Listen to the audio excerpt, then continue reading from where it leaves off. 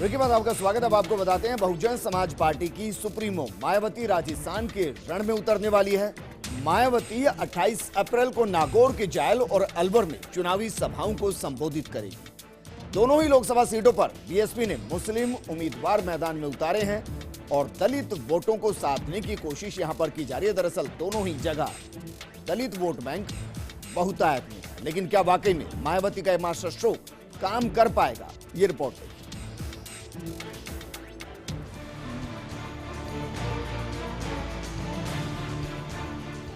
हाथी का सिंबल राजस्थान में कई सीटों पर उछाल ले सकता है और दोनों मुख्य राष्ट्रीय राजनीतिक दलों के लिए चुनौती बन सकता है। यूपी में सपा से महागठबंधन के बाद मायावती के हौसले बुलंद हैं। इन्हीं बुलंद हौसलों के साथ मायावती राजस्थान के चुनावी रण में उतरने जा रही है। जिस तरह का गठबंधन यूपी में अखिलेश और मायावती के बीच हुआ, कुछ उसी तरह की मिजाज वाली सीटों पर मायावती ने प्रचार का निश्चय किया है। बसपा सुप्रीमो नागौर के जायल और अलवर में चुनावी जनसभाओं को संबोधित करेगी। दोनों जगहों पर बीएसपी के सिंबल पर मुस्लिम प्रत्याशी मैदान में है। वहीं उन सीटों पर दलित वोट भी बहुतायत में है। नागौर में बीएसपी ने मुश्ताक खान को उम्मीदवार बनाया है। यहाँ करीब 2 लाख वोट मुस्लिमों के हैं। नागौर, डीडवाना और मकराना में मुस्लिम विधायक रहा है। वहीं दलित वोटों की संख्या 3 लाख के आसपास है। वोटों के सामाजिक समीकरण के जरिए मायावती के नागौर दौरे को समझा जा सकता है। अलवर में इमरान खान बीएसपी के उम्मीदवार हैं। बीते विधानसभा चुनाव में किशनगढ़ बास और तिजारा में हाथी ने फतह किया था। मेव मुस्लिम वोटों की आबादी करीब 3 लाख है।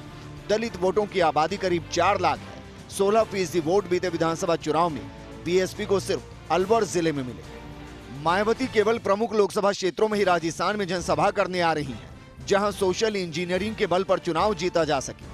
बीएसपी का दलित वोटों पर प्रभाव है। राजस्थान में भी अलवर का इलाका बीएसपी वोटों के लिए मुफीद रहा है। काशीराम का पुराना प्रभाव यहाँ बीएसपी को निश्चित अनुपात में दलित वोट दिलाता ही है।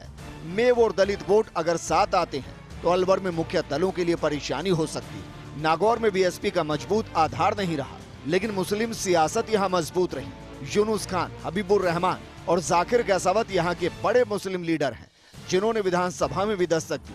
यही कारण है कि हाथी के सिंबल से यहाँ मुस्लिम प्रत्याशी है। सवाल यही है कि बीएसपी समर्थक दलित वोटों का कितना साथ मिलता है।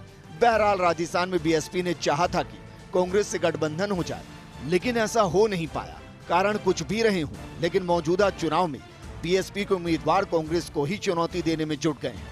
आखिर इससे क्या समझा जाए? हाथी और हाथ के बीच बढ़ती दूरियां। फर्स्ट इंडिया न्यूज के लिए योगेश शर्मा की रिपोर्ट।